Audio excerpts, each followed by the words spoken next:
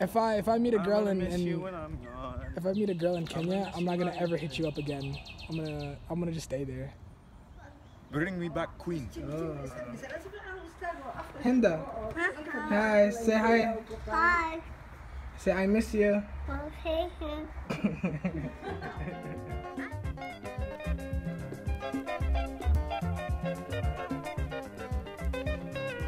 To give you guys a little bit of background, I actually lived in Kenya when I was younger, from about the age of like 5 to 10. I started going to school out there. I started making friends out there. I got my ass beat for the first time out there. And honestly, all I know is that I'm going to Kenya. I don't have any plans when I'm out there. I'm probably gonna do some touristy stuff since I've not been there for a long time. The city's probably gonna look very, very different. But hopefully I head up the city that I really grew up in, where I consider I grew up in, which was Mombasa. It's the coastal city of Kenya. It's right on the Indian Ocean. I remember going to the beaches all the time, and just, you know, all my young memories of Kenya were mainly in Mombasa. But for mainly this trip, I'm going to Nairobi. That's where my little brother and sisters live out there, and some of my relatives. And the reason why I'm going out there now, like this summer, is because I just graduated at the end of May. And before I go to college in the fall, my family wanted to see me. A lot of my relatives haven't seen me in like the decade that I mentioned before. So it's gonna be fun. I don't know what to expect. I don't know how long this documentary or this vlog is gonna be, but hopefully you guys are strapped in for the ride. If you're watching this, it means I finally figured out the format that I wanted to edit this video in. But essentially, this is my trip to Kenya. Hopefully you guys enjoy. Whew.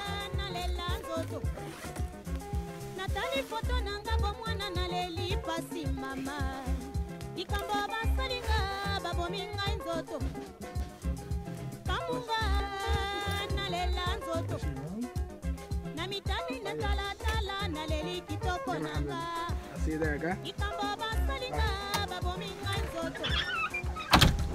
Hinda. Hinda. Bye-bye, Hinda. Bye. Abdi balaya waxaan soo arkay curar ku dhalaye Agdariya haduusan kuura dhalin culus ma maaleene toban bay caawimay maalintay ciriiriqdii joogtay inta caada kugu laabantahay ways ceshanayaaye gortaay duqowdan ku oran orod ciddiiniye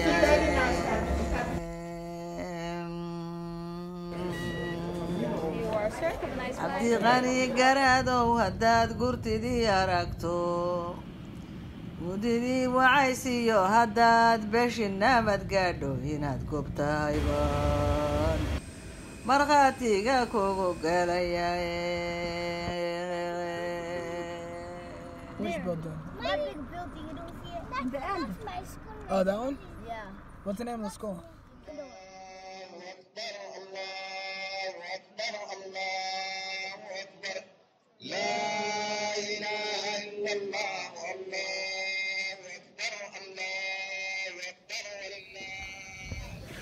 Yes. Y'all sleep out here, bro. Look at my view, bro. I wake up to this now. As I woke up that day in our beautiful estates, I was still pretty jet lagged. I just finished traveling for almost a day, and when I finally touched down in Nairobi, I got like maybe 5 hours of sleep. But that wasn't an excuse for me to miss Eid's prayer. We just finished the month of Ramadan, and Eid is a chance for the family to get together and celebrate. But first, we definitely had to go to prayer. In this neighborhood, though, you had to walk to where your family's praying, because if you're the poor fool who tried to drive, you'd get stuck in a stampede of thousands. I mean thousands of Muslims trying to start their Eid right. But there was something beautiful, though, about seeing all those people from different backgrounds congregating together on a soccer field turned prayer ground to start off the holiday. But sadly, that was the end of the day for me and my family. I was still pretty jet lagged, and we decided it'd just be a better idea for us to take the kids and I out the next day. That's right. What you gotta say, man? Read my Bible. I can't zoom in, okay. Okay, who are you? Smile. Yeah? Smile. Smile, tell me about yourself. Give me one sentence about yourself. I like playing soccer. You like playing soccer? Yeah. Okay. Who are you? Khadija. Khadija? Okay, tell me something about yourself. I like to be nice. Okay, what's your name? Julia. Julia? Okay, tell me something about yourself. I'm nice. No, you gotta say something else. What do you like? Playing outside. You like playing outside? Okay, what's your name? Amira. Amira? Tell me about yourself, Amira. I'm cute. Okay, I'm gonna leave now. One thing I noticed while walking out to Eid prayer that day was that I stood out. I thought coming back to Kenya would mean I would be surrounded by so many Somalis and I would somewhat blend in, but I didn't look like your average Somali from here. And before we went out the next day, my family had something to say about that.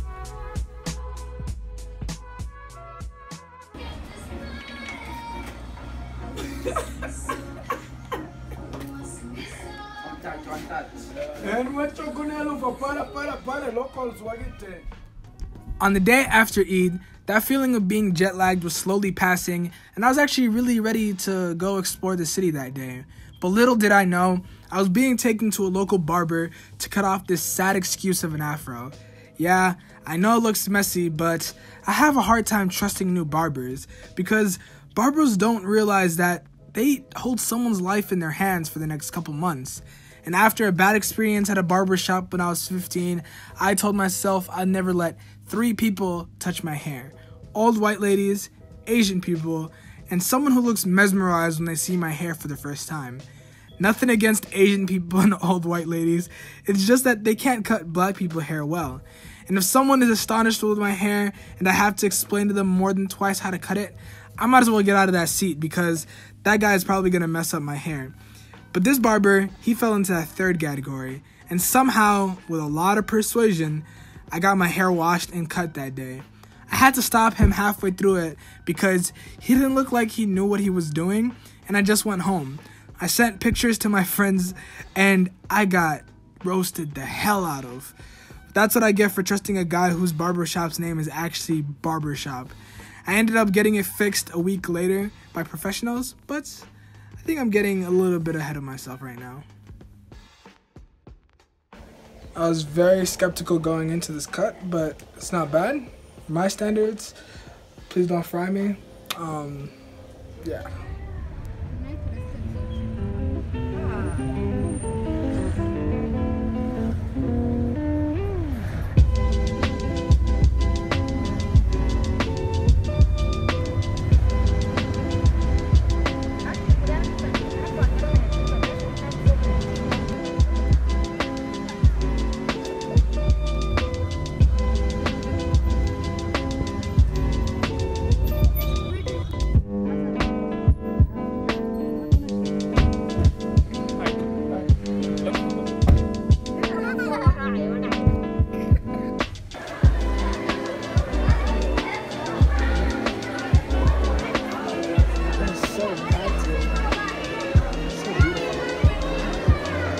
What do you think?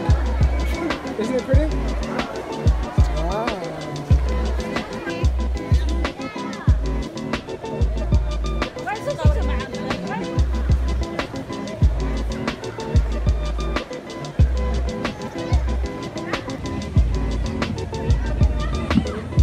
Can you make it in? Hey, good job, Felicia.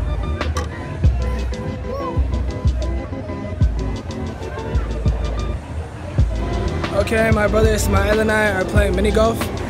He already made the ball. He's already in there. I'm green, but we're having a good time out here, man. What's the name of this place, man? Hub Carry. Hub? Carry. Carry? Yeah. Hub Carry? Oh, yeah? Did you guys have fun today? Yes. What did you guys do? Clean. You played? Yeah. Oh, what's going on behind you? What is that? The hub. The kids are hopping around, yeah? Bank. Okay, Khalicha. Say Eid Mubarak.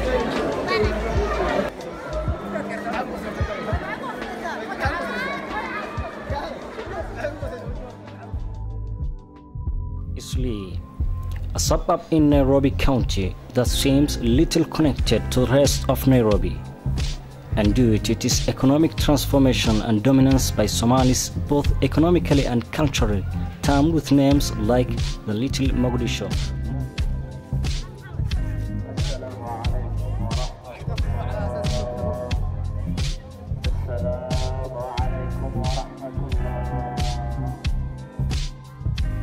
I didn't get hit with nostalgia right as I got off the plane in Kenya. It took a little bit longer, probably because, as I mentioned before, I was pretty jet lagged the first week when I was there. But when I was told that we were going to Isli, all these memories of my childhood came flooding back, especially when we drove by the street I used to stay at. Not much really has changed in that neighborhood though. The old mosque I used to go to was still there, and the compound I stayed in was practically untouched. I don't know if it's just me though, but whenever I get old memories coming back, it always starts with the embarrassing, never the fun times. One memory in particular I can't seem to get out of my head since my visit was somehow when I was 7 years old, I had the might to break a window with my fist. Another embarrassing memory was when I peed myself in the mosque I mentioned earlier. I don't remember much else from that place, but I'm glad I remember something from my childhood.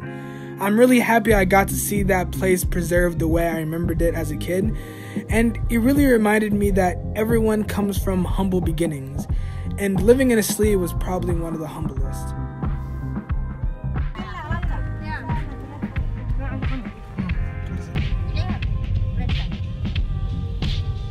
After that long trip down memory lane, we decided to call it a night because later on we had to go to the airport and pick up my older brother.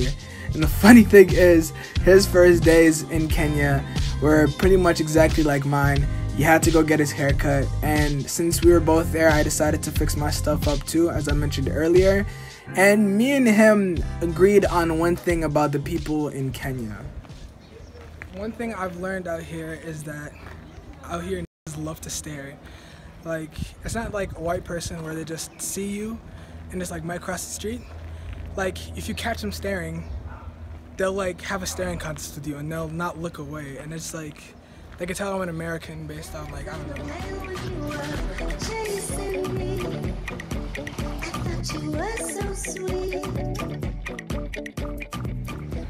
What's the name of this place? Market Street.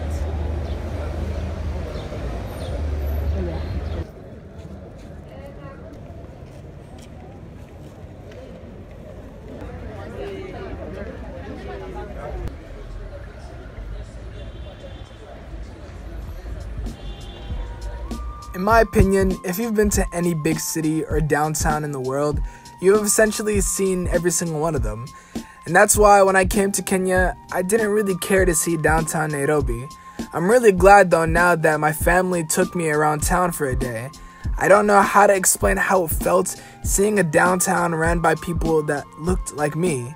You might think I'm exaggerating, but seeing that gave me a sense of power. Unlike in most places in the States, not only was this black city existing, but it was thriving. I didn't really get that feeling of power though when I went to Isli because of how ran down it looked.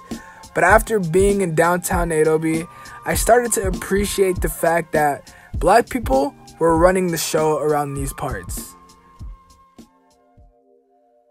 During our trip into town, we did do some touristy things though, and one thing in particular that I remembered was that we ate out at this restaurant called CJ's.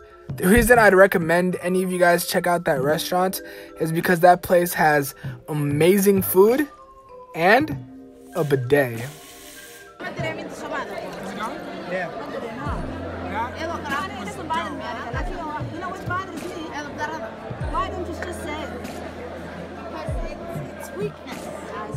We then went to Westgate Mall where we watched Incredibles 2.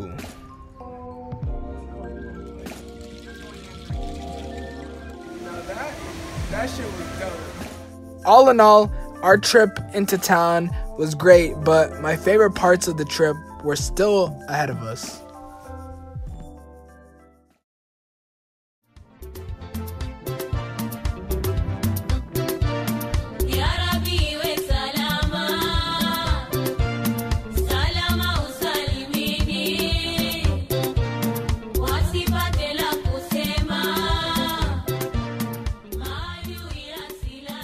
After a couple weeks in Nairobi, we decided to pack our bags and go to Mombasa, the greatest place on earth. Finally, I'm getting to see the place that I really spent my developing years. So, we didn't waste a second, we grabbed our passports and we were on the first train out of Nairobi. The train ride was 6 hours and it was pretty rough, but it was all worth it in the end. When we got there, we headed straight to our hotel that was right on the Indian Ocean. That first car ride through town might have been one of the best parts of my trip to Kenya. The smell of the ocean and the bipolar sunny to rainy weather were the best combination to get me ready for this adventure. But once we got to the hotel, we decided to take it easy for the day and really get this journey started in the morning.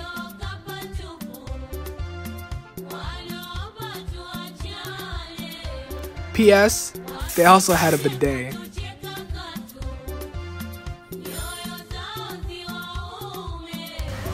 Yo, just over the wall, there's a whole ass camel. Holy shit. Yo, the ocean is over yonder, and there's definitely gonna be hella camels over there too. Well, we're in Mombasa finally. I'm tired of shit, but it's so fucking dope out here. I can't wait to see the beach tomorrow.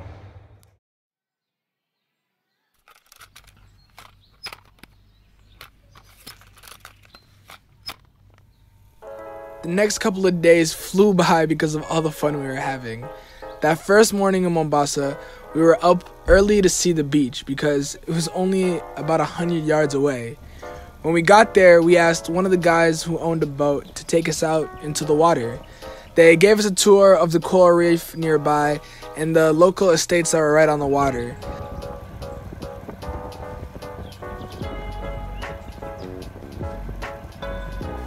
This place is beautiful, man. I like this. Yeah, why couldn't we stay here? Right. Jambo kini ya?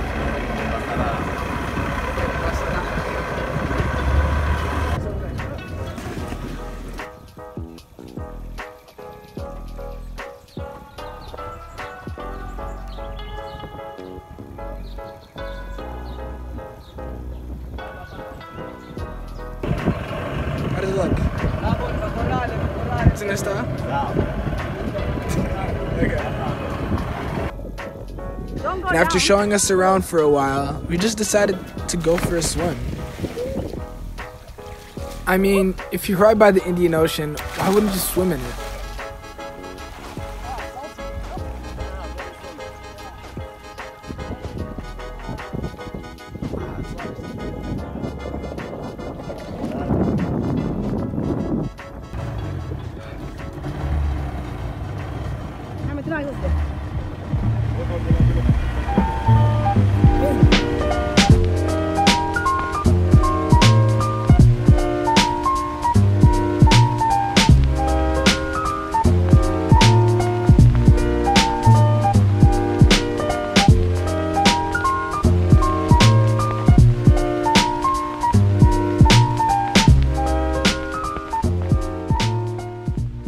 The day was still young, so we decided to get a change of clothes and hit the town. We got in a tuk-tuk, and for about 150 shillings, which is about $1.50, it took us all the way across town for lunch. Randomly, actually, we drove by the old Catholic school that I used to go to as a kid, and it looked exactly the same. I remembered where the soccer field was, I remembered where all my friends used to meet up, and it was great to see that place. The city also looked way better than Nairobi, in my opinion. There is something about the warm weather, the people who looked happy, and the amazing architecture that made Mombasa stand out more than Nairobi. I really didn't miss this place though, to be honest. Oh yeah, the food we had for lunch was amazing. That place gets 5 stars from me because they served avocado smoothies. After lunch, we really just wandered around town. We were going around trying to find the best view near us, and that's really how we spent the rest of that night. But that wasn't the end of our trip to Mombasa. A lot more happened before we went back to Nairobi.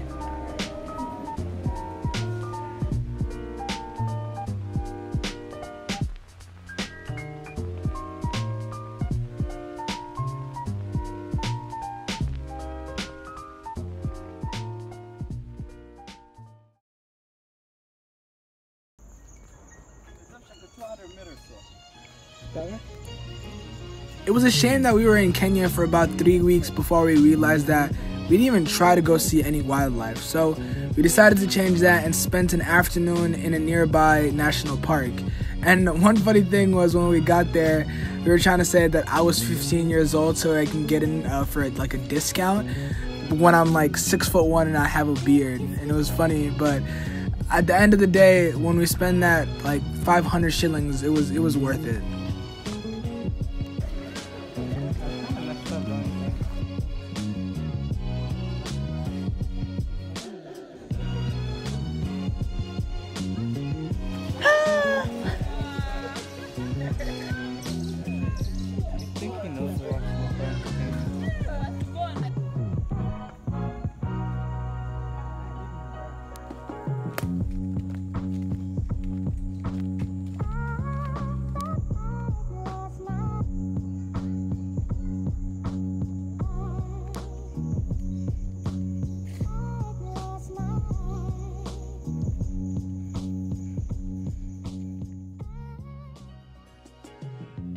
On our last day in Mombasa, we actually left Mombasa.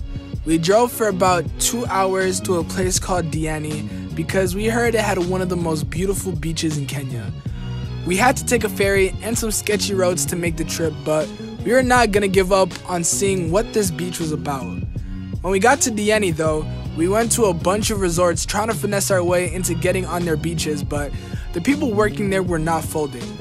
And after an hour, we were about to give up because it was starting to get dark when we pulled up to an abandoned resort that were actually gonna let us in if we bought some drinks. Let's just say that was the best and the worst couple dollars we spent. The beach was deserted and we had it all to ourselves. I mean it was just us there. They don't got lights here. This whole resort is shut down and it's run down. I'm kind of scared. It's dark. You can hear the ocean. We came late, but you walked up and down the beach. It's dark. I can't see nothing. I'm using this flash, but even though it took us a long time to get here, I think it was worth it. But I'm scared. I don't know where my family went. I gotta go find them. It turned out they didn't have any lights, running water, or even people working there. We just skinny dipped in the pool to clean off and got out of there as fast as we could. As much as I enjoyed the view and having the beach to ourselves, I didn't want to be in a bad horror movie. We had to clean ourselves in the pool because the showers don't work. There's no lights here. Look how you can't even see anything past my brother who's like 2 feet away from me. So this is sus. I don't know whether... And that was it. That was our trip to Mombasa. We were on the train going back to Nairobi the next morning, and on that 6-hour ride back, I was pretty bummed out because it felt like we were only there for a couple days, and we were, but I'm just glad that I came back with a bunch of stories to tell. I'm glad I saw the Catholic school that I used to go to, the neighborhood we used to live in, and just explore the city. And as long as I left there with a couple stories to tell, that means that I got the most out of my experience.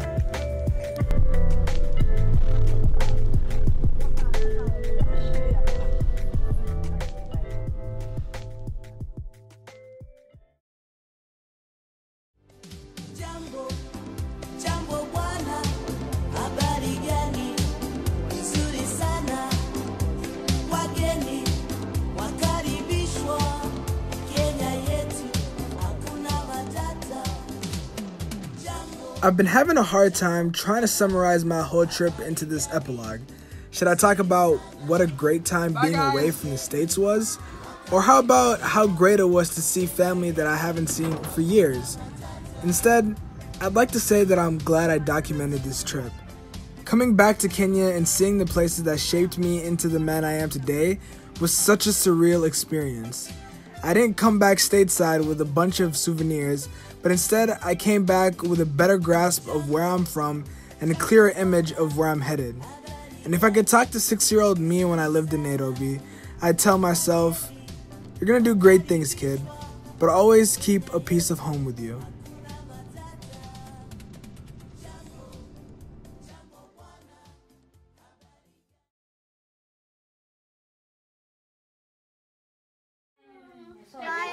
Qani. You're not gonna miss me, I miss right? you very much. Oh, you're lying to me. I know you texted me about me. No, I don't.